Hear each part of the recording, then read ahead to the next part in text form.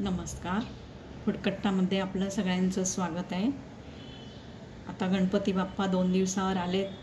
गणपती बाप्पासाठी आपण नेहमीच मोदक करतो, उकडीचे, तळणीचे करतो, साखर गूळ घालून करतो. पण हल्ली लोकांना हेल्दी पण हवं असतं, गोड पण हवं असतं. त्यासाठी मी आज करणार आहे फेस्टिवल मोदक, हेल्दी टच असणारे असे मोदक करणार आहे. त्यासाठी आपण आता काय लागणार आहे ते बघू.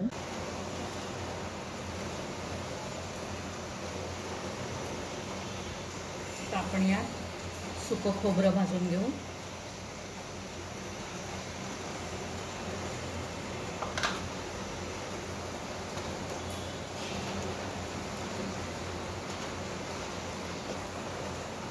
सुकं खोबरं ऐच्छिक आहे, पण आता एक कप खजुराचा पल्प आहे, खजुराची पेस्ट आहे, तर त्याप्रमाणे आपण अर्धा कप खोबरं घेऊ शकतो, किंवा तुम्हाला कमी किंवा त्यापेक्षा जास्त घ्यायचं असेल तरी तुम्ही घेऊ शकता.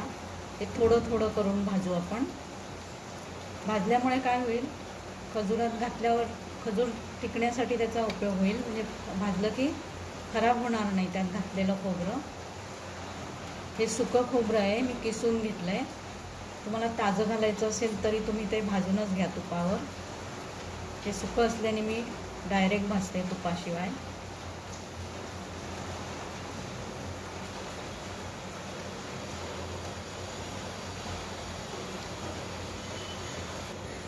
असं थोडं थोडं करूनच भाजायचं. मोठी कढई असली तरी खूप एकदम भाजायला घ्यायचं नाही.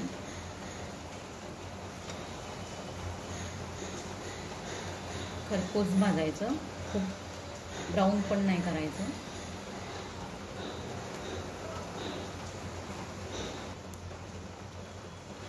आता खसखस भाजायला घेतली आहे. सध्या गॅस बंदच केला आहे. खसखस फक्त थोड्या वेळेस भाजायची गरम कढईत. खजूर घेतले, 1 कप खजूर. यातल्या बिया आपण काढून घ्यायच्या. बिया काढून घेऊ आपण खजुराच्या.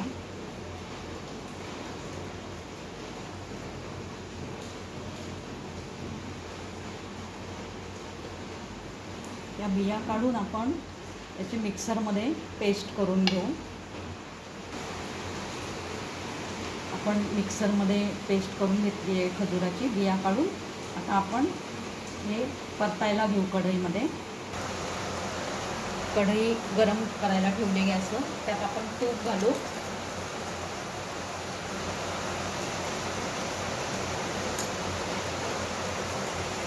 या तुपात आपण खजूर परतायला घेऊ.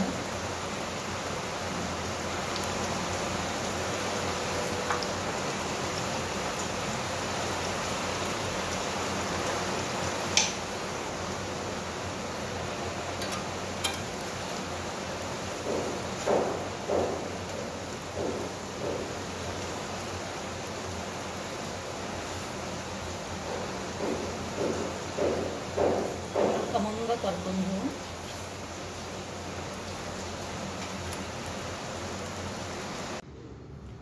टीप अशी आहे की हे मोदक करताना कुठेही पाणी वापरायचं नाही, फक्त तुपावर करायचे. म्हणजे हे 15 दिवस आरामात फ्रीजच्या बाहेर सुद्धा टिकतात. खजूर चांगला परतून घ्यायचा.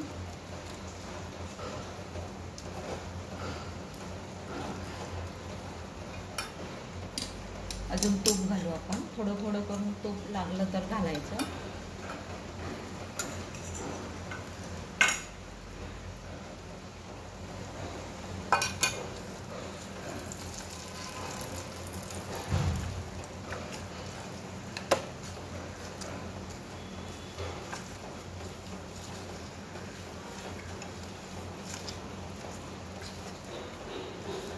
खजुराचे मोदक केल्यामुळे ज्यांना हेल्दी खायचं आहे, डाएट करायचं आहे, पण गोडही हवं आहे, त्यांना हे मोदक खायला चांगले, म्हणजे जास्त खाऊ शकतात. आता यातच आपल्याला मगाशी भाजलेलं खोबरं आणि खसखस घालायची आहे आणि चांगलं परत मिक्स करायचं आहे गरम असताना. तर आपल्याला यात साखर गूळ काहीच घालायची गरज नाही. खजुराचा गोडवा आहे याच्यात. ते छान मिक्स करून घेऊ.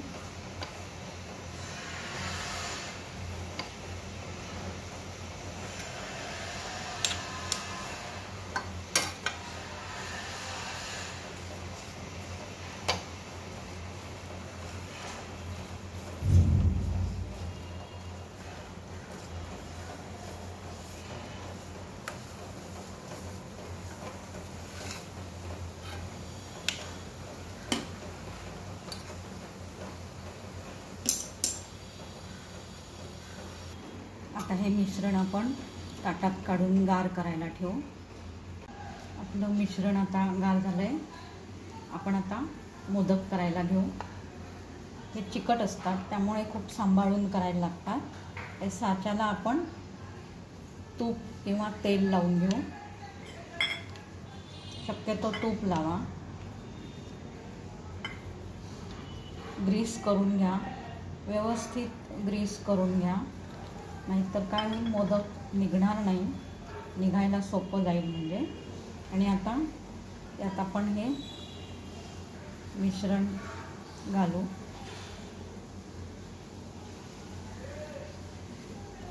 थोडं जास्त घ्यायचं साच्यापेक्षा, म्हणजे आपोआप मग ते नको असलेलं बाहेर येतं. पण मग त्यामुळे काय होतं, जर जास्त मिश्रण घेतलं ना तर आपण काढून टाकू शकतो. आणि त्यामुळे काय होतं, पण जास्त घेतल्याने जास्त दाबलं की त्याला आकार छान येतो, नाहीतर आकार येत नाही. कमी सारण घातलं मिश्रण तर आकार येत नाही त्याचा. आपण आता हे काढून टाकू बाकीचं. आणि हे ना त्याला खूप ते वरचं काढून टाकू जास्तीचं.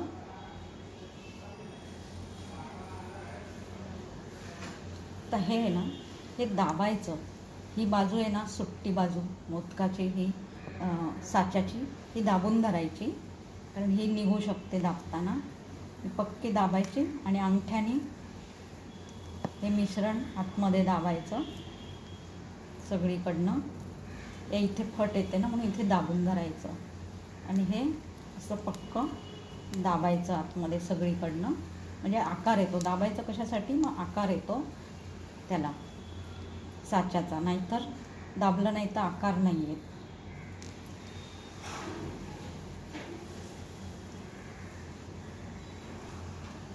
हे पहा, असं दाबून दाबून भरल्याने आपला आता आकार खूप छान येणार आहे. आणि चांगलं ग्रीस करून घ्यायचं.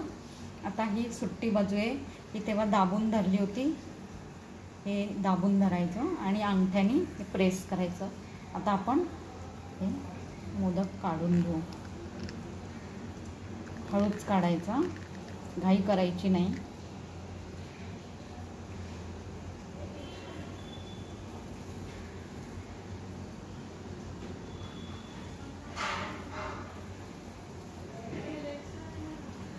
असे आपण सगळे मोदक करून घेऊ. हे आपले शुगर फ्री, हेल्दी पण गोड असणारे मोदक बाप्पासाठी आणि आपल्यासाठी सोयीस्कर असे रेडी आहेत. माझ्या चॅनलला ज्यांनी सबस्क्राईब केलं नसेल त्यांनी सबस्क्राईब करा, लाईक करा, शेअर करा. धन्यवाद.